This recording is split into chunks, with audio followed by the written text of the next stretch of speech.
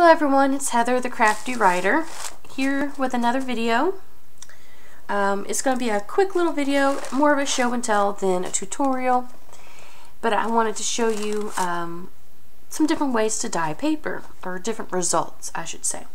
So I've done some, I'll show you first what I've done, and then I'll tell you about how I did it. So I dyed some index cards, some large ones. Check out that one. That's gorgeous. And some small ones. I did some round coffee filters. And then I did some square ones. These are the kind that you get for like percolators and stuff like that. And then I did some of the children's writing paper. And they're pretty much all done in, you know, with the same kind of color, same kind of technique. And then we have our copy paper. This is just your standard copy paper you put in a printer. Nothing fancy, nothing real nice. So the first color you see is this nice yellow color. And this is turmeric, you know, that you get at your local grocery store in the spice area. And the way I do mine is I have those large glass like casserole dishes. That's what I soak my paper in, with usually warm water and whatever dye mixture. And then I pull it out and I lay it on cookie sheets. And I bake it in the oven. The cookie sheets are covered with aluminum foil, and I leave wrinkles in so I get this nice little kind of wrinkly textured looking pattern. The turmeric turned out really well. Fair warning, turmeric does dye your fingers. They will turn yellow even now. If you rub on it too much, you'll get a slightly yellow look to it. I would recommend wearing gloves if you have them, like little latex gloves. When I pull these out, there's still a lot of, like, you can really tell in this one, there's still a bit of grittiness, and it's more, you know, when you first pull them out. So if you want a slightly softer look while it's still a little warm, you just take your finger and you rub it real good like that. And like even here, it's, you know, after it's dried and everything, you can still blend it a little bit more. So that's how I did that one. I didn't measure the turmeric, I just sprinkled in however much I thought I'd need. And you know, as you can see, some pages have a lot more white, and I'm okay with that. I like the variations. Let's see, this one's a green. This one, you can't, like, you can tell, like, on the sides, and like it's up against something, there's a slightly green tint to it.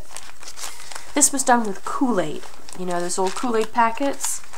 My grocery store had them on clearance over the summer, and I bought a few packs. And this is what I did with that. You do have to be careful with using like the Kool-Aid stuff. You get these like little white flakes that come off of it. And I did it the same way that I do the turmeric, the casserole dish with water, and then, you know, bake it in the oven. As you can see, I'm sprinkling still some of those. I'm pretty sure I'll be sprinkling these white little flecks forever, or at least for a while. So this one turned out to be probably my favorite, and this one is, again, it's Kool-Aid. It's like the berry, you know, so it's got like blueberry, raspberry, probably strawberry, you know, it's like the berry mix, and it turned out absolutely beautiful. And it was interesting because the powder, I think, was purple looking, but when I put it in, but once it actually all started mixing up, it turned out to be this gorgeous pinkish red. And I love the way that it just, that kind of like waterish look. This one was pink lemonade, and the earlier pages are like this, so they're barely tinted any kind of pink. So I took some of the red that was in this, and I would sprinkle it over the paper that I put a little bit in the dish, And then when I put the sheets on the cookie sheet, I sprinkled some of it to kind of get, you know, more of a stained effect. So I like how that turned out pretty good. Alright, and here's just your standard tea dyed paper. Because if you're going to dye paper, why not do a tea, you know? Sophie. Sorry, my cat's scratching.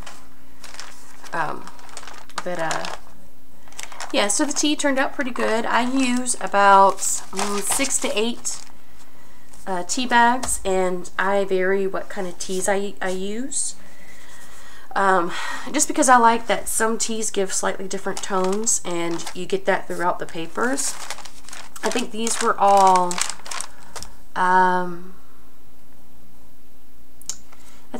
either English breakfast or Earl Grey. There might have been, yeah, I don't smell anything else. Sometimes I use scented tea and you can kind of smell the tea on it. And then this pack was done with cabbage. I had some purple cabbage, and I saved like the outside of it. I put it in a big measuring cup, one of those 4-cup ones. I put the leaves in there, and I put boiling water on top and let it steep for a few minutes, and then I poured that into the baking dish. This goes in, and yeah, it turned out pretty nice.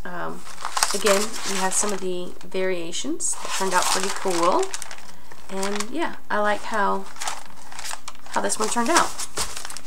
So, and of course I have coffee dyed paper that I still have some, but it's nice to have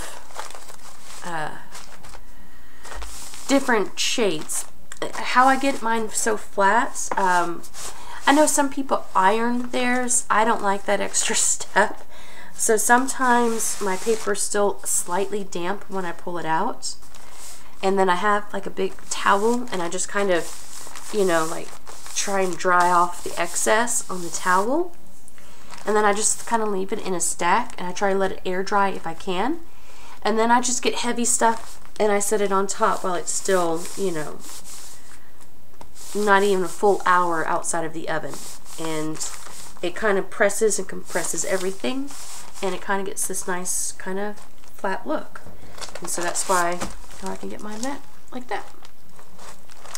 So anyway, I know this wasn't my normal kind of video, and we'll get back to those probably in the next video, but yeah, I wanted to share some pretty paper, and I love the sound of that. But yeah, I hope you like this video. If you do, please give it a thumbs up and let me know what you think, and I will see you in the next video. Bye.